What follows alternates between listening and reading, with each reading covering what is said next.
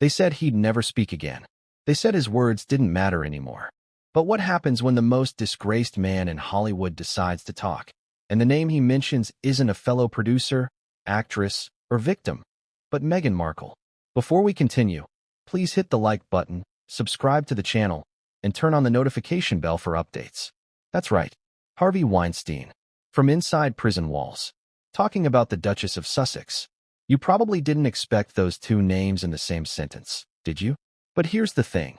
Behind closed doors, behind red carpets and royal protocols, their worlds weren't as far apart as you might think.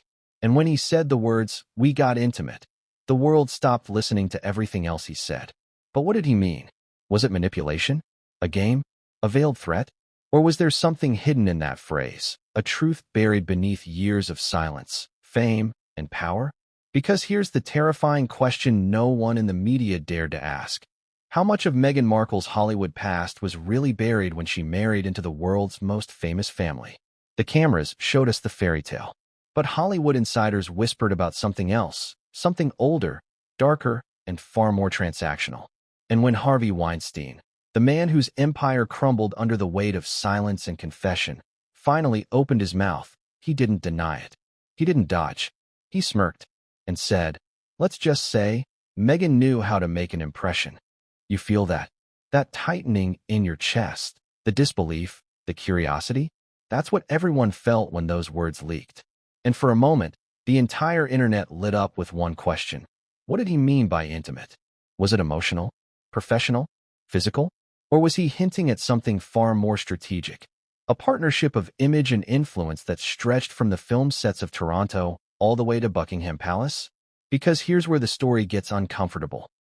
Before she was a duchess, Meghan Markle was Rachel Zane on Suits, a cable drama with modest ratings but massive Hollywood networking power. It was a show connected to people who had connections, producers, financiers, and studio gatekeepers who all moved in the same ecosystem that Weinstein dominated for decades. And in that ecosystem, power wasn't just about movies. It was about access, influence, the right parties, the right introductions, the right smiles. You think Meghan didn't know that? Of course she did. She learned the system, played it better than anyone else. And for a man like Weinstein, who fed off ambition and control, that kind of calculated charm was irresistible. But let's rewind. Because before the intimate comment, before the leak, before the palace went into quiet panic mode, there was a tape. A conversation recorded through a prison line. A journalist trying to verify a rumor. And a single question that changed everything. Do you remember working with Meghan Markle? The response came with a pause, a chuckle, and then, "Oh, Meghan. Yeah, we got intimate." He dragged out the word, let it hang in the air like smoke. No clarification, no denial, just the silence of implication. And within hours, that clip disappeared, pulled from the web, scrubbed from YouTube. Copyright claims, DMCA takedowns, the whole machinery of modern censorship kicked in. Almost as if someone, some powerful entity, didn't want those words circulating. Coincidence? Maybe. But here's where it gets stranger. A week later, the journalist who recorded that interview claimed her laptop was stolen. Her hotel room, ransacked. The story vanished. Her name vanished. And Weinstein's legal team released a cold, sterile statement. Mr. Weinstein's comments have been taken out of context. Out of context. 3 words that always mean there is a context. So what was the context? Because if we dig just deep enough, we start to see a pattern, a timeline, a cross-section of Hollywood ambition and royal rebranding. Meghan Markle's career didn't just disappear, it was reformatted, cleaned, polished, but not erased. And somewhere in that buried history, the names overlap, events sync up, and the line between actress and icon blurs into something far more complex. Think about it. Weinstein's empire thrived between 2000 and 2016, the same period Meghan was hustling through Hollywood. Small roles in CSI, Horrible Bosses, Remember Me, casting calls, studio meetups, networking dinners. He was everywhere. Producers owed him favors. Casting directors deferred to his judgment. Publicists aligned their clients with his power web. And if you were an actress on the rise, especially one known for ambition, polish, and charm, you didn't just avoid Weinstein. You navigated him. But here's where the contradiction hits. Meghan built her brand on female empowerment, on Me Too solidarity, on reclaiming her voice from systems that exploited women. So what happens when that very system whispers her name again? This time from behind prison bars.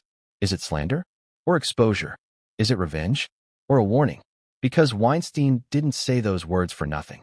People like him never do. Every statement is currency. Every confession is a transaction. And maybe, just maybe, this was his final card to play. Imagine it, a man stripped of everything, his empire, his legacy, his name, decides to take others down with him. He sits in that concrete cell, waiting for a camera, waiting for relevance. And when it finally comes, he drops one sentence so explosive, so layered, it can't be ignored. He didn't accuse her. He didn't praise her. He claimed connection. Connection is power. And in Hollywood, intimate can mean 1,000 things. So what was the connection? Did she meet him? Work for him? Was it professional, manipulative, or something else entirely? Here's the irony. Everyone's trying to decode what he meant, but very few are asking why he said it now. Why 2025? Why after years of silence, court battles, and isolation? Why after Meghan rebranded herself from actress to duchess, from victim to visionary, from royal exile to global advocate?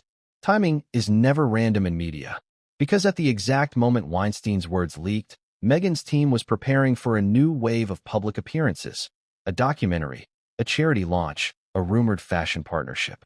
Her name was re-entering the spotlight. And suddenly, his voice appeared in the noise, almost as if to remind everyone of what came before. Could this be coincidence? Or was someone, somewhere, trying to pull her past back into the present? And why did the palace reportedly call an urgent communications meeting just hours after the clip surfaced? You see, stories like this don't exist in isolation. They ripple, they infect, and they expose how tightly controlled every celebrity narrative really is. Because Meghan Markle's story was never just about love or rebellion. It was about reinvention. Reinvention so clean, so precise, that even the faintest rumor of her old Hollywood connections could unravel it. That's why when Weinstein mentioned her name, it wasn't just gossip. It was threat. And the reaction inside royal and Hollywood circles wasn't confusion. It was fear. Fear that something, some hidden link, some forgotten night, some unseen email, could destroy everything she'd built. Let's pause for a second. Ask yourself this. If you were in Meghan's position, what would terrify you more, his lie or his truth? Because a lie fades, a truth leaves fingerprints.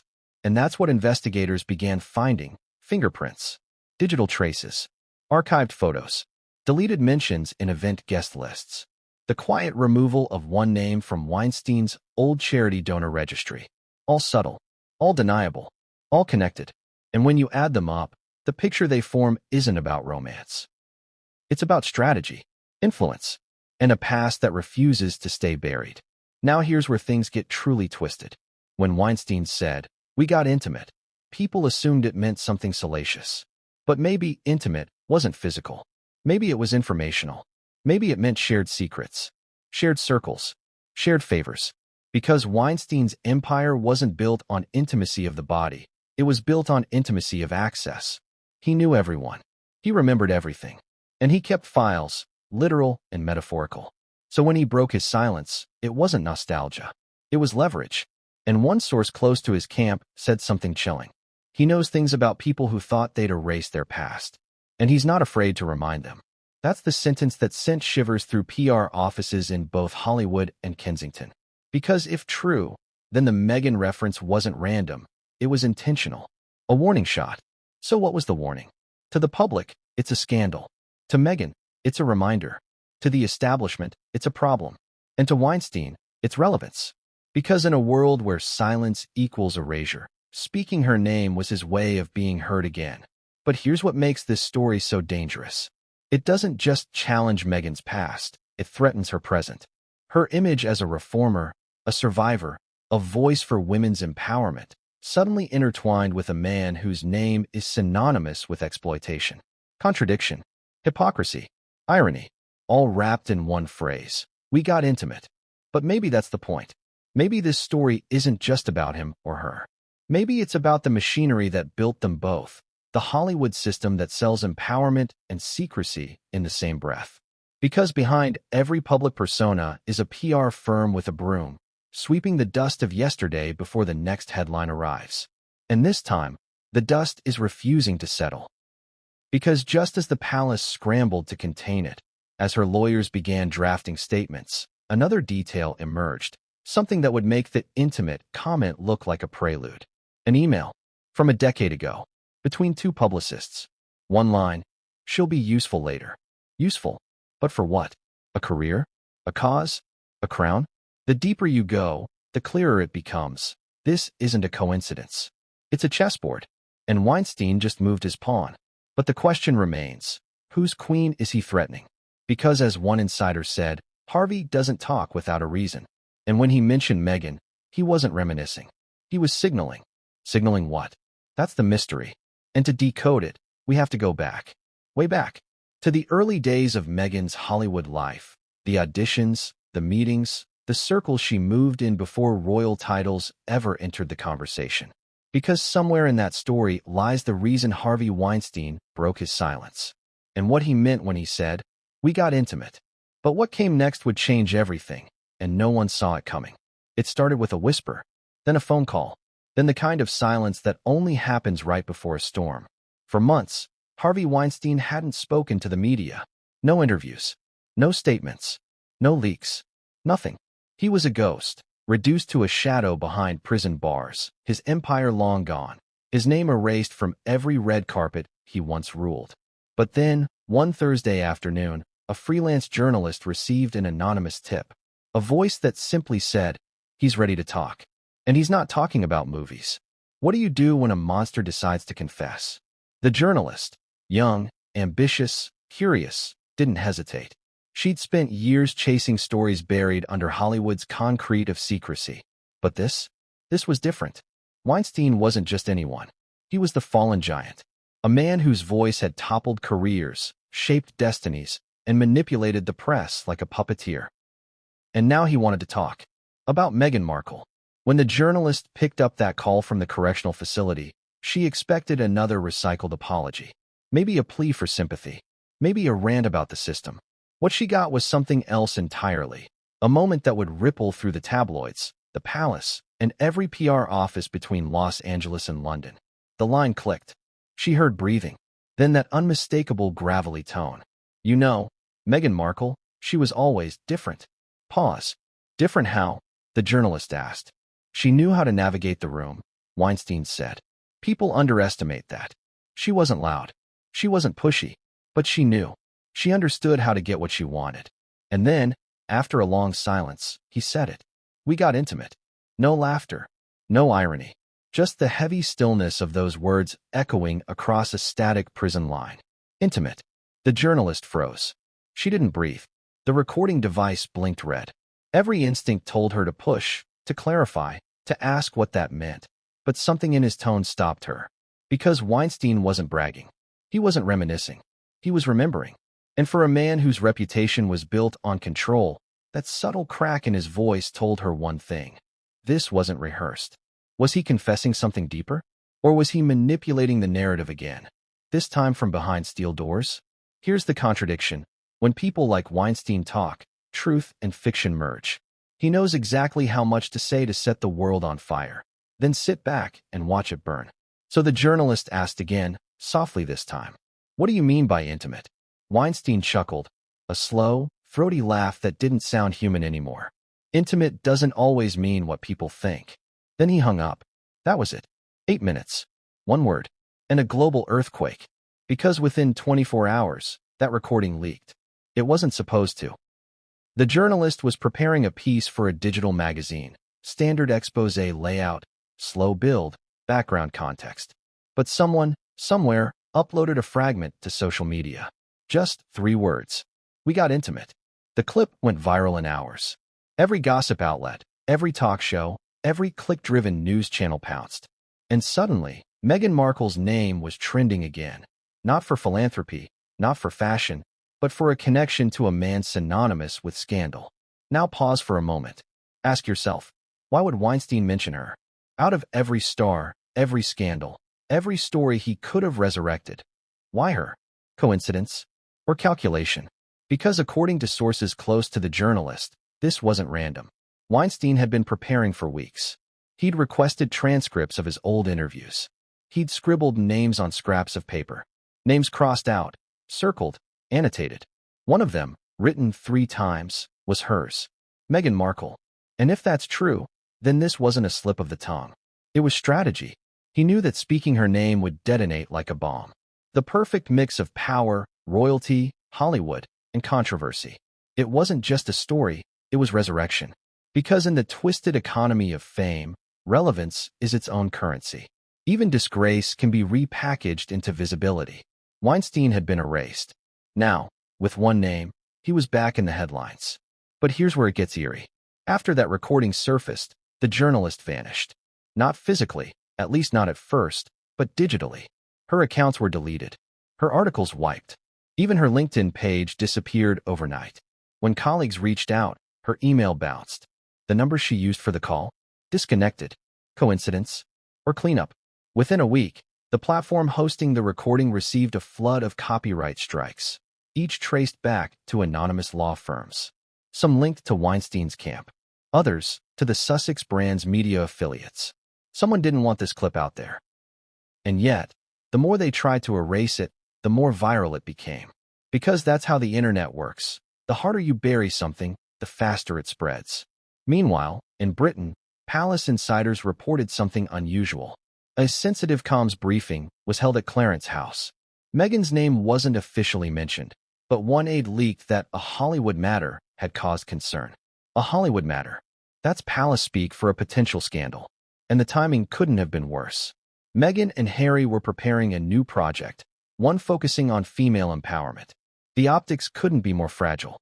And now, out of nowhere, a convicted predator had linked himself to her in the most suggestive way possible.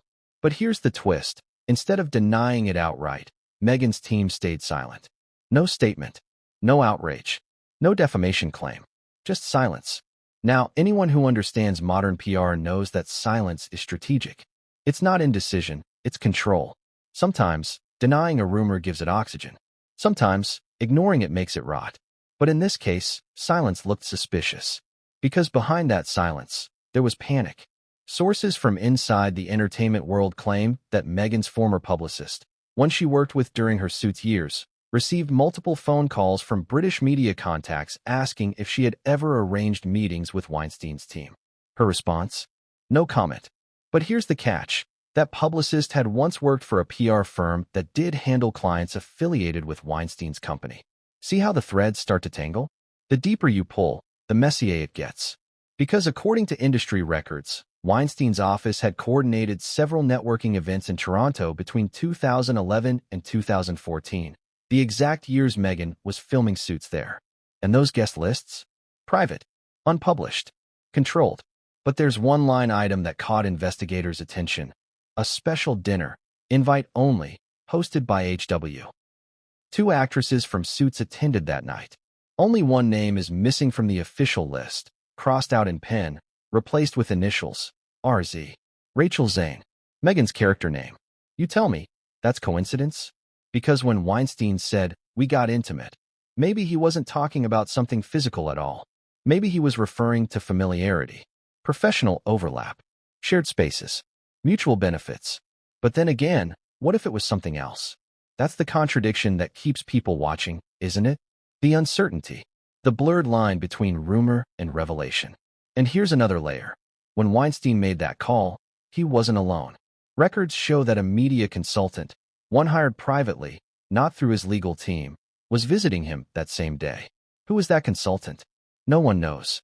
Their name was redacted from the visitor log, but insiders believe the conversation was carefully coordinated. A message disguised as a confession.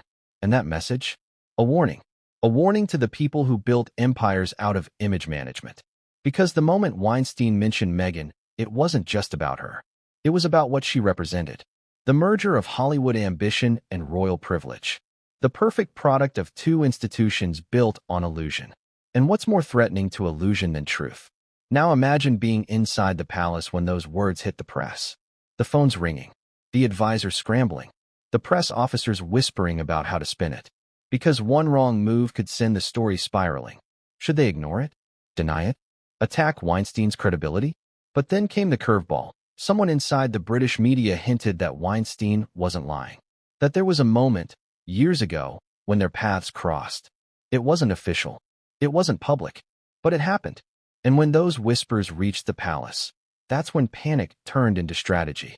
Because if it were true, if even a single photo or email existed connecting them, it could destroy everything. Meghan's brand, the palace's narrative, the charities, the image of moral authority. And that's why, according to one source, a royal aide reached out to a private crisis communications group, the same group known for handling scandal suppression during the Andrew years.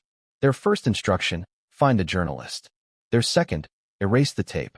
But it was too late. Once the words, "we got intimate," left Weinstein's mouth, the story took on a life of its own. Bloggers dissected every interview Meghan had ever done. Old photos resurfaced. Former acquaintances spoke out, some for fame, some for fear.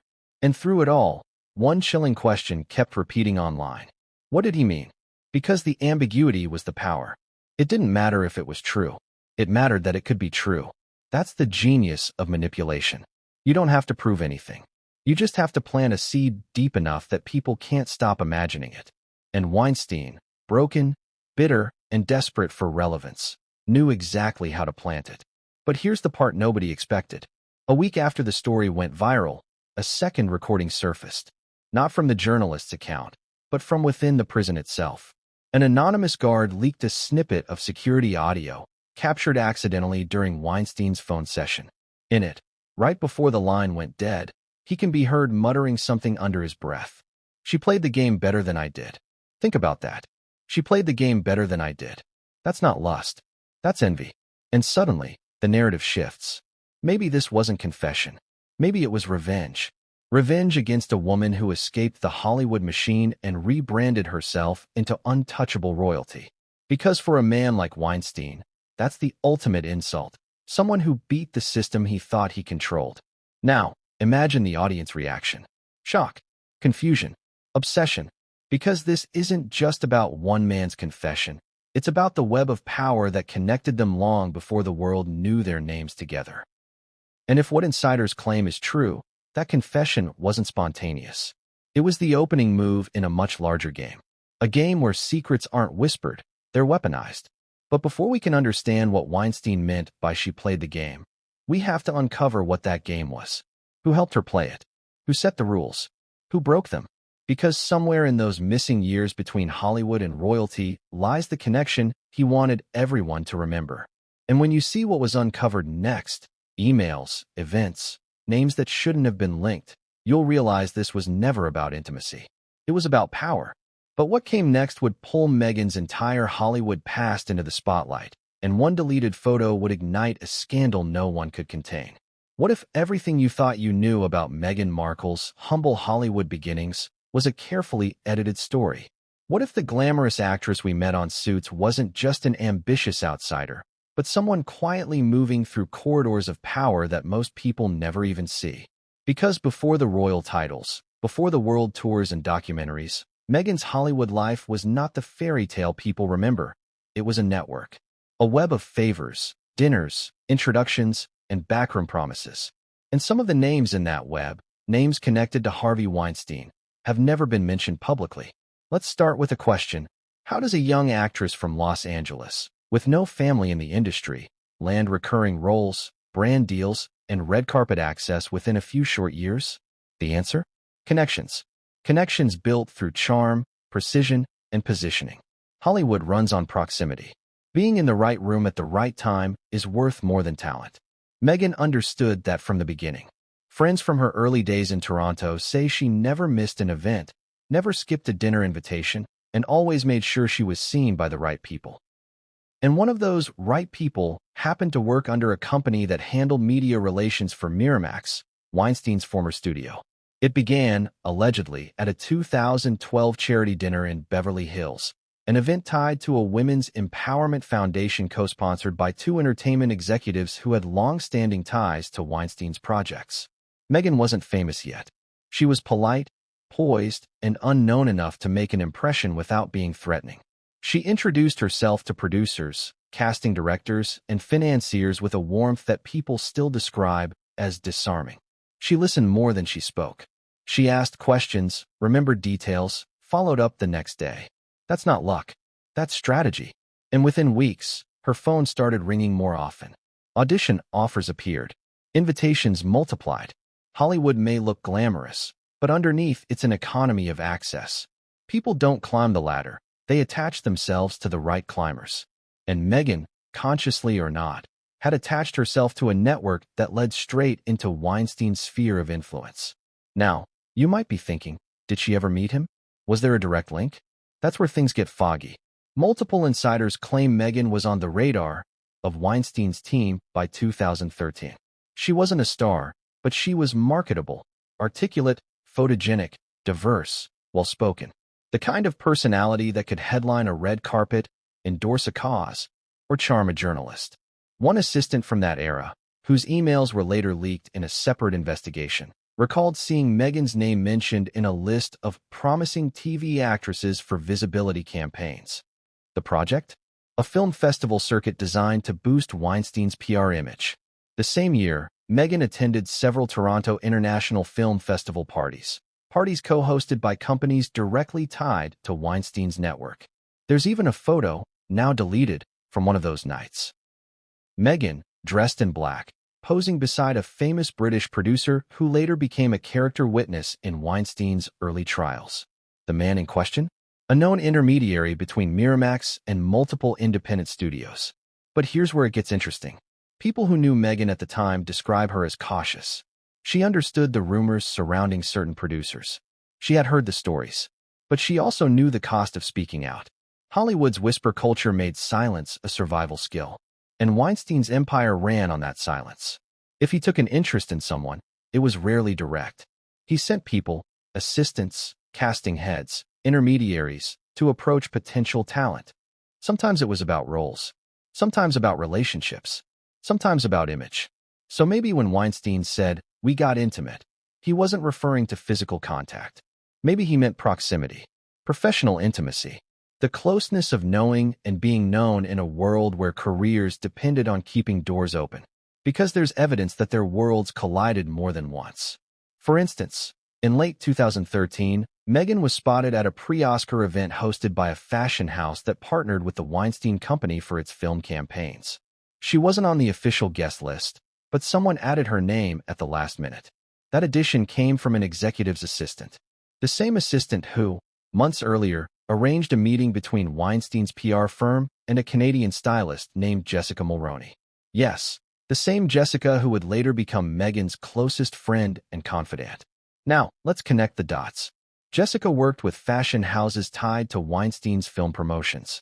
Meghan entered that orbit through a series of stylists, designers, and media contacts, all influenced by the same small group of people. So was it fate?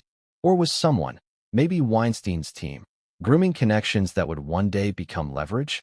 It's unsettling, isn't it? Because when you strip away the fairy tale branding, Meghan's early rise looks less like luck and more like choreography. Every opportunity had a sponsor. Every introduction had a name behind it. And who was behind more introductions than Harvey Weinstein? Remember, this was before his empire fell.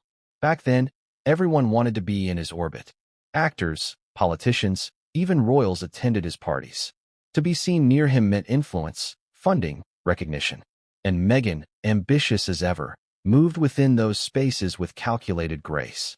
She never pushed too hard, never seemed desperate, but she always made sure she wasn't invisible.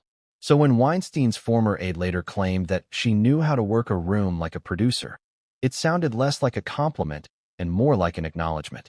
Still, there's another side to this. Several people from her early career defend her fiercely. They insist Meghan kept her distance from predatory figures, that she had boundaries, that she avoided the darker parts of the industry. But then why did certain photos vanish? Why were some of her early event appearances scrubbed from agency websites after her engagement to Prince Harry? One PR executive, who later worked with Royal Communications, said, "We had to clean up everything.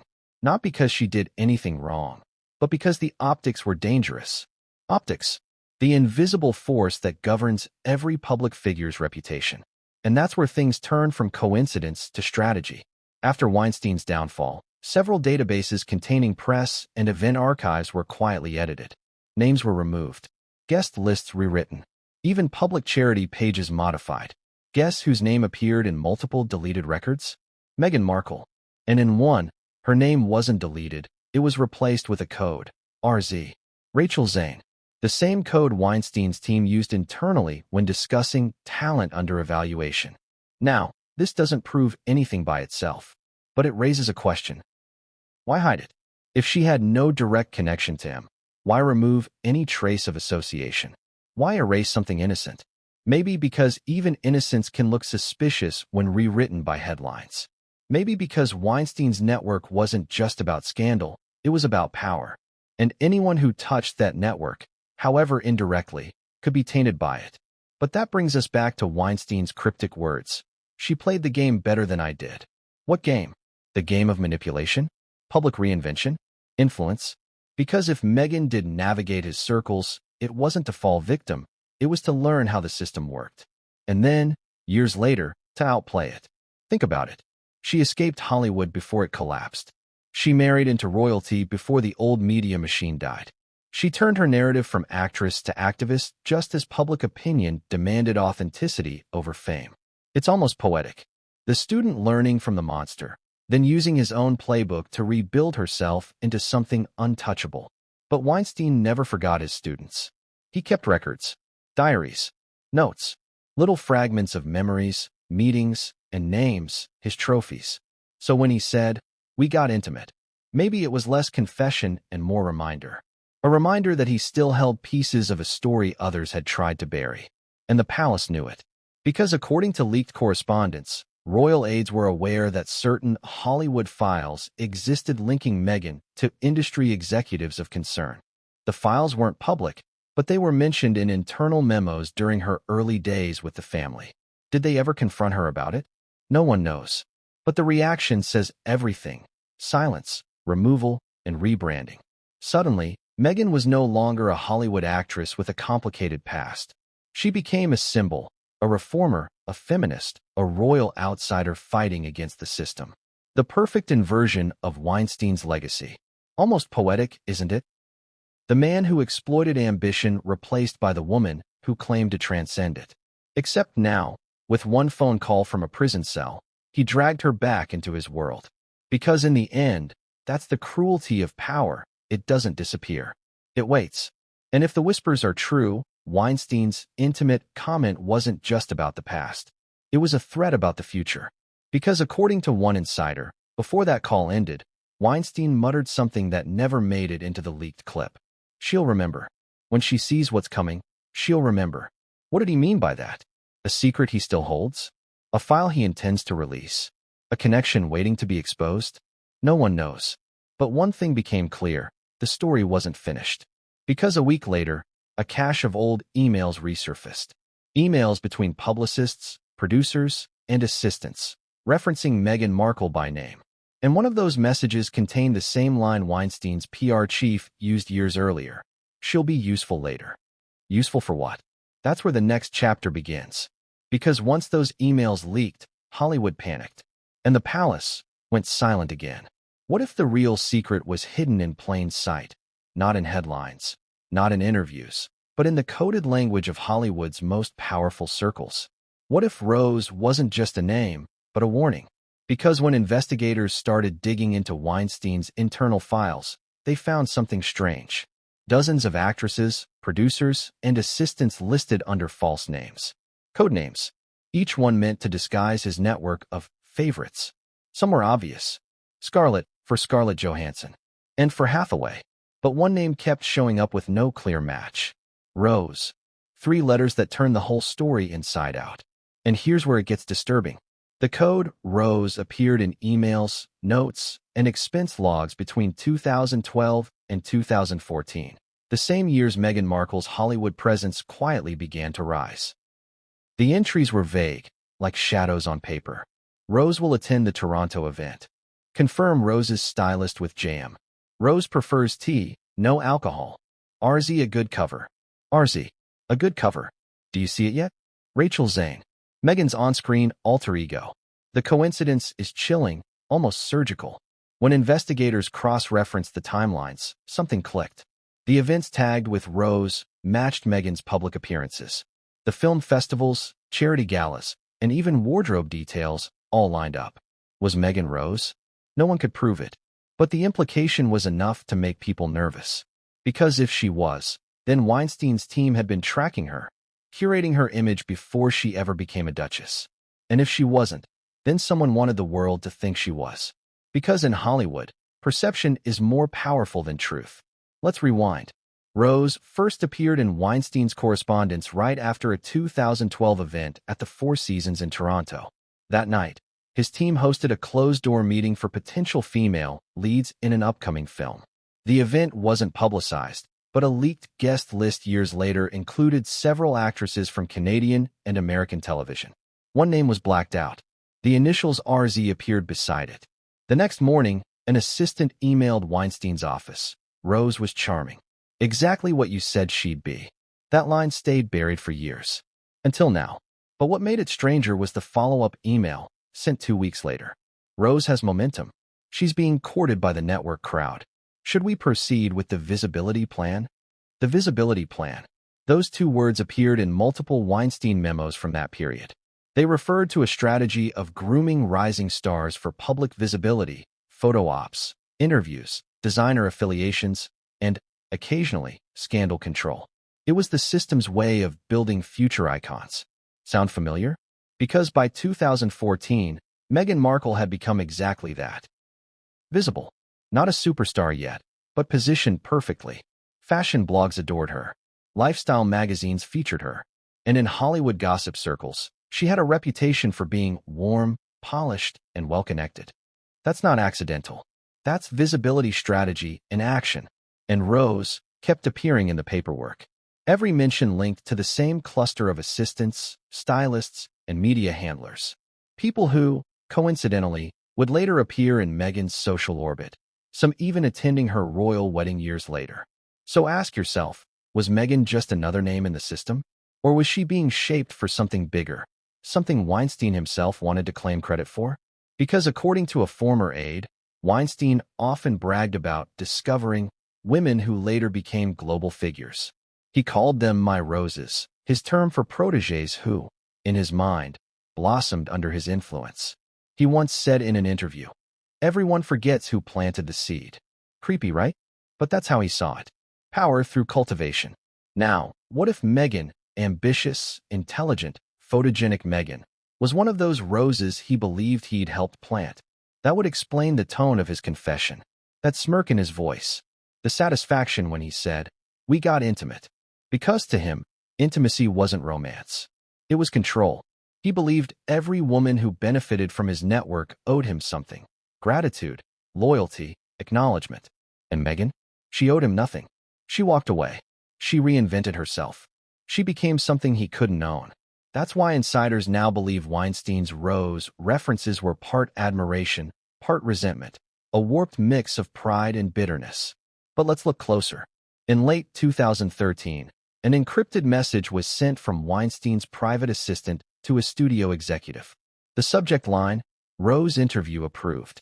The message contained details about a Canadian talk show appearance. Same date as Meghan's well-known Suits segment on ET Canada. Coincidence? Maybe. Except the assistant followed up an hour later. RZ is nervous about public exposure. Proceed slowly. Again, the initials. Again, the caution. And the strangest part? That same day, Meghan's former blog, The TIG, published an essay about flowers and resilience.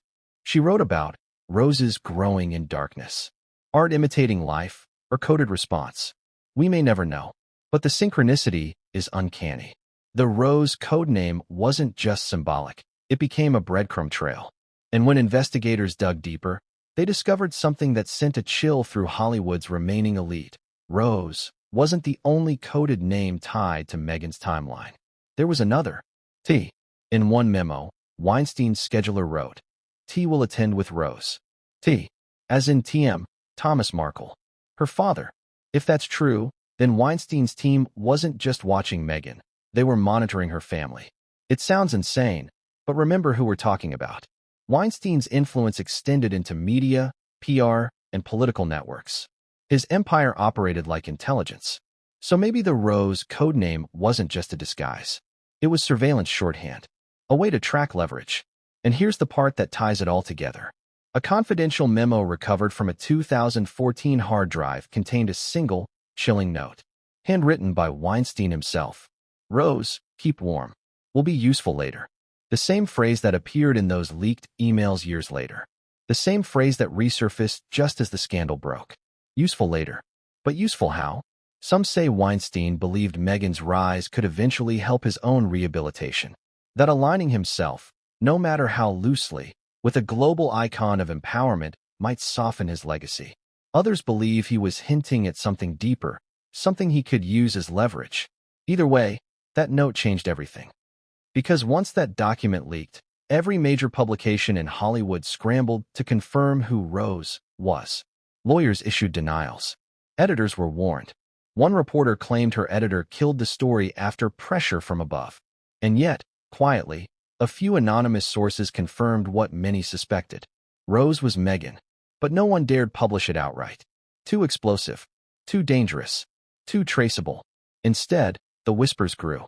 Theories spread. And in the middle of it all, Meghan's team stayed silent. Not denial, not outrage, just silence. The same silence that followed Weinstein's confession. Why? Because acknowledging it would validate it. And in public relations, sometimes the best defense is pretending the bomb never dropped. But in private, the walls were shaking. According to an insider at Kensington's crisis office, Meghan's advisors initiated an archival lockdown after the Rose leaks. Old PR contracts, photographs, emails, everything from her Hollywood days was reclassified, access restricted. And yet, one file slipped through. An internal production note from 2013 connected to a Suits promotional event in New York. In the margin, written in blue ink, someone had doodled a rose. Coincidence? Or mark of ownership? Because in the world Weinstein built, symbols meant control. And Rose was his mark of pride and punishment. So maybe when he said, "We got intimate," he wasn't confessing or warning. Maybe he was reclaiming credit for creating a woman who had transcended him. A woman who took his system, his tools, his playbook, and beat him at his own game.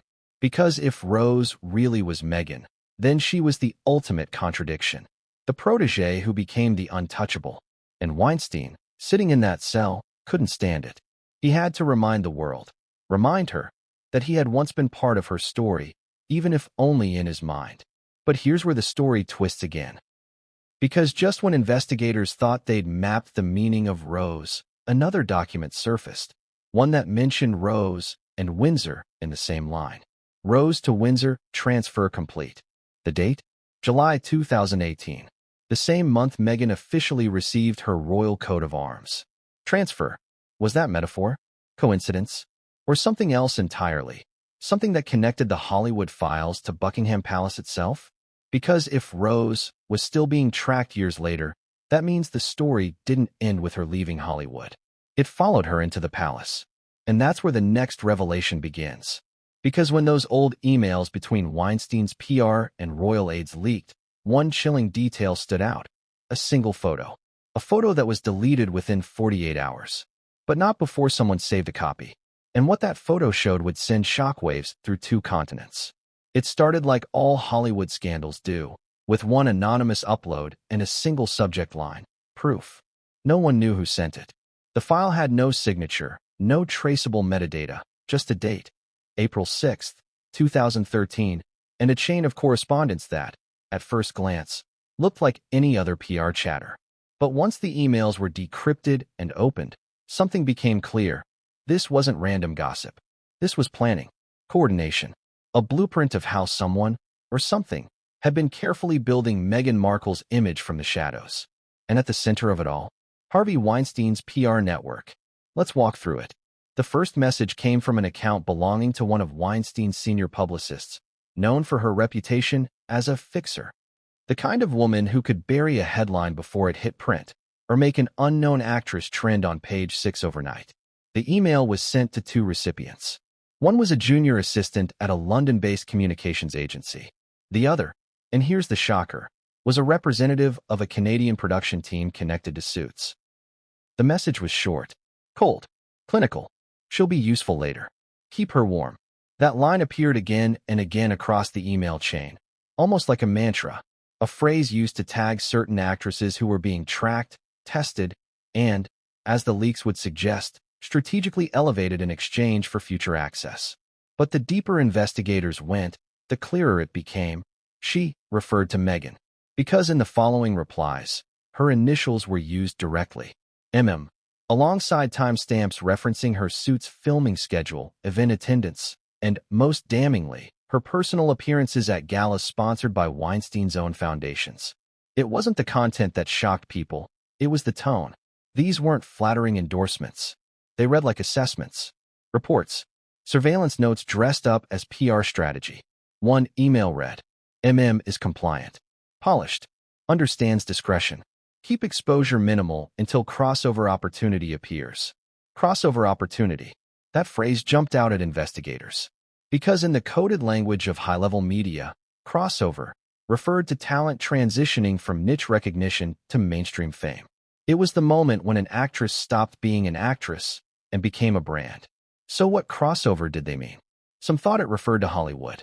Others, in hindsight, began to suspect it pointed towards something far bigger, the royal connection. Because here's where things turn surreal.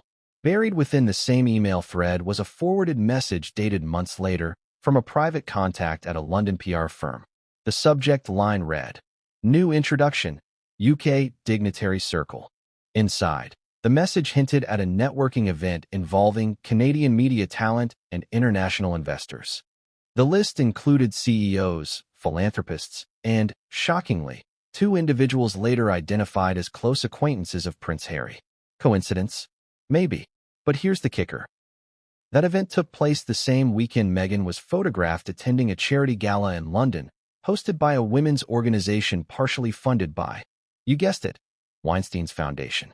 And just like that, a trail appeared. A trail of introductions, invitations, carefully arranged encounters. But this isn't a fairy tale. It's a machine, and that machine doesn't run without purpose. So what was the purpose? According to one former Weinstein staffer, the goal of the warm list, a confidential roster of women like Meghan, was to create alliances that could later serve business interests.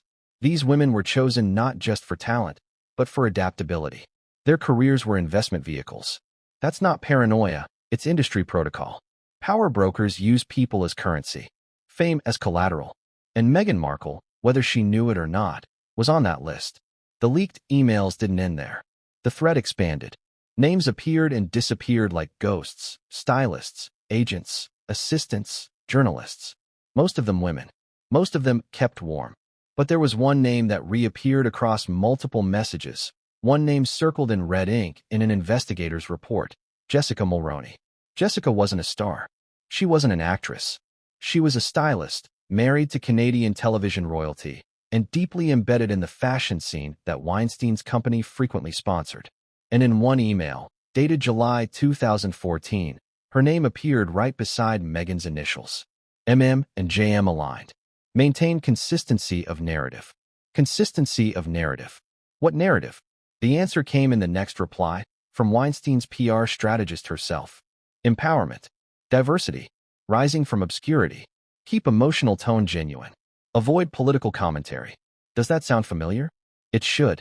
Because those exact talking points would later define Meghan's public persona.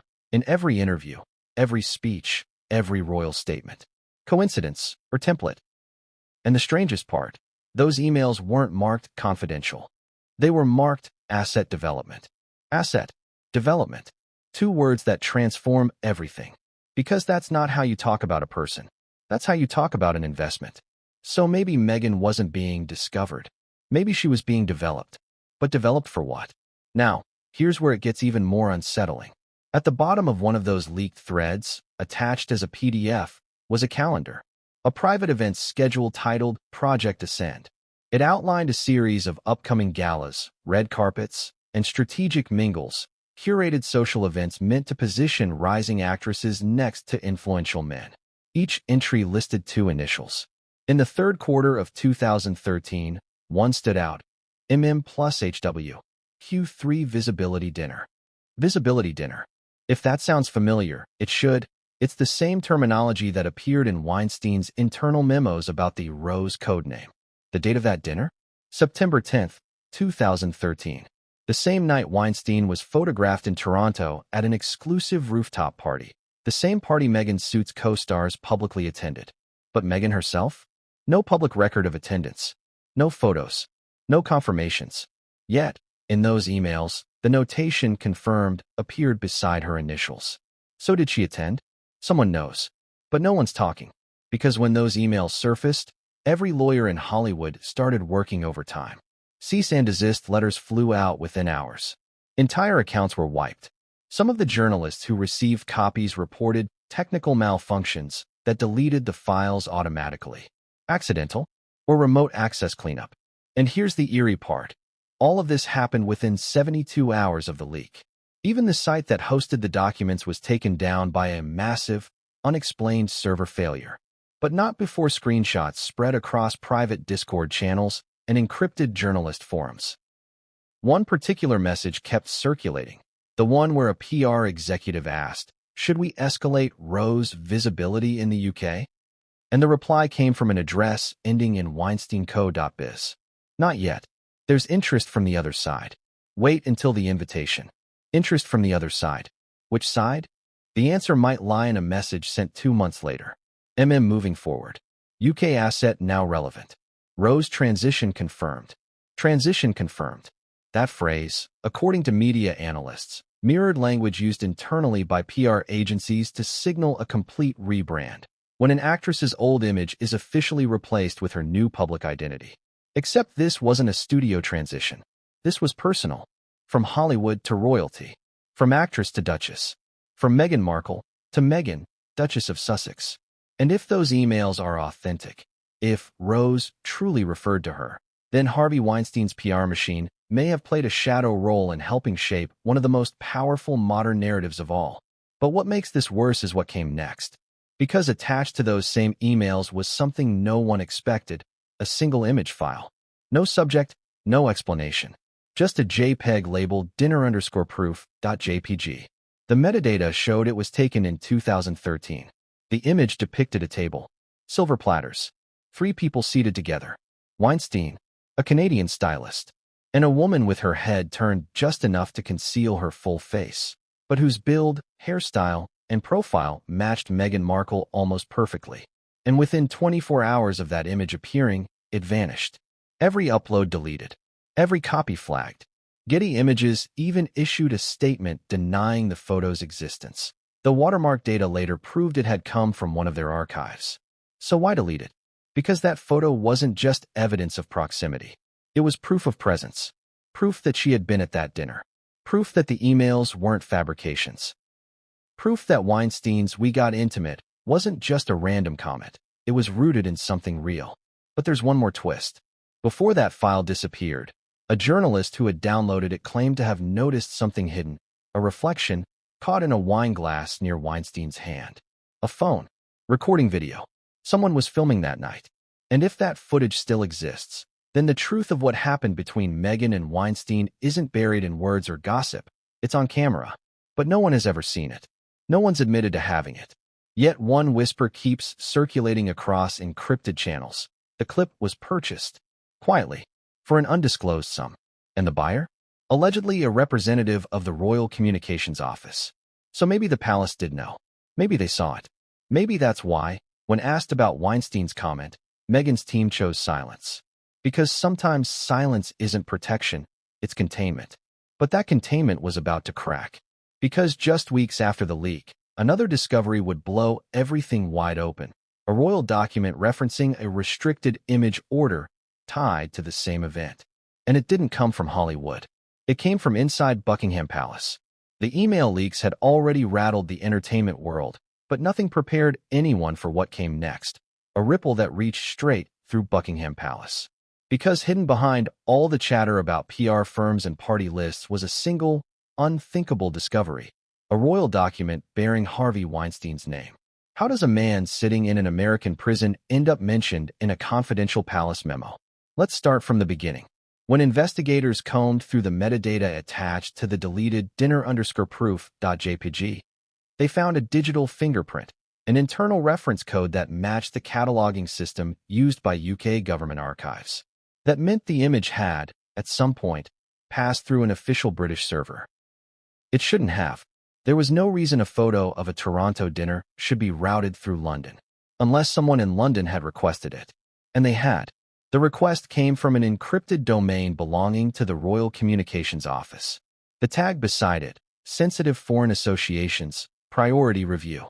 Foreign associations. That's palace code for connections that could embarrass the crown. Inside those files, investigators found a short summary. The title, Subject R Media Exposure Risk Assessment. Subject R Rose. Coincidence? Not likely. The memo itself was blunt. Further monitoring required regarding pre-royal social interactions involving North American media figures, including H.W. Harvey Weinstein. It read like a security report, not gossip. A list of names, dates, and cross-references to charity events, photos, and press coverage. One paragraph was redacted, but the visible lines said enough. Potential optics liability if resurfaced. Mitigation via narrative control recommended. Narrative control. That phrase echoed through the palace like a warning bell. Because while Meghan was still finding her footing as the Duchess of Sussex, learning protocols, adjusting to press attention, there were already people inside the institution crafting a firewall around her past. A digital moat.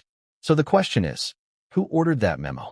According to two former aides, it came from a joint committee involving the Royal Communications team and an outside crisis management consultant. And that consultant wasn't British at all. She'd worked in Los Angeles. That's when everything clicked. The palace had quietly hired a Hollywood fixer, the same fixer who once handled damage control for Weinstein's own company. You heard that right. The palace brought in someone who had literally cleaned up Weinstein's PR disasters to help manage Meghan's integration into the royal family. If that doesn't sound like fate laughing, what does? Now imagine the scene. A century-old institution built on secrecy, sitting across from a woman shaped by Hollywood's most manipulative PR network. Both trying to outcontrol the other. Both terrified of what might leak. The first thing the consultant reportedly did was order an internal review, an audit of every known photograph, interview, and social appearance from Meghan's pre-royal life. It was called Project Snow Globe. The goal? Freeze the image, remove the flakes of scandal, and keep the world seeing only what the palace wanted. But the audit uncovered something they didn't expect. A series of internal charity correspondence showing that one of the palace's own philanthropic partners, the British Film and Media Fund, had previously received donations from Weinstein's studio in 2011, 2012, and 2013. So when Meghan later became royal patron of that very fund, it looked innocent on paper. But buried in the accounting trails were payments labeled archival support, signed off by Weinstein's assistant. The sums weren't huge, but the optics were radioactive. Because if that connection surfaced, it would appear that Meghan's new royal patronage had financial roots in Weinstein's empire. A single headline could destroy months of image building. The consultant warned them. If this leaks, you'll need total silence or total sacrifice. There's no middle ground. Silence won. Within days, the fund quietly restructured. The donations were relabeled as anonymous benefactions, and any record of Weinstein's involvement vanished from public archives. But paper trails have ghosts. An accountant who later turned whistleblower kept digital copies. He shared them, off record, with a journalist. And that journalist noticed a familiar signature in the corner of one scanned page. JM. Jessica Mulroney. Her fashion firm had been listed as the event consultant for the same 2013 gala funded in part by Weinstein's company. The dots began connecting faster than anyone could suppress them. Meghan, Weinstein, Jessica, the British Film Fund, and now the palace itself. All threads in the same web. But maybe the most telling reaction came from Prince William. According to insiders, when he was briefed about the memo, his response was simple. End it. Whatever it takes. End it. And they tried. Over the next week, IT teams purged internal databases. Staff were ordered not to speak to press. Even lower-level aides were made to sign temporary gag orders. Still, one image kept resurfacing, the deleted dinner photo. The the same one Meghan's lawyers had fought to bury, because a tech blogger in New York claimed to have reconstructed a corrupted thumbnail from the file's cache. And though the picture was grainy, the outline was unmistakable. A woman matching Meghan's frame leaning toward Weinstein, smiling politely, glass in hand. The palace could have ignored it. They could have dismissed it as fake. But instead, they did something that made the story explode. They threatened legal action, not against the blogger, but against Getty Images, accusing them of allowing misrepresentation of royal likeness. That move confirmed what everyone suspected. The palace was afraid. Because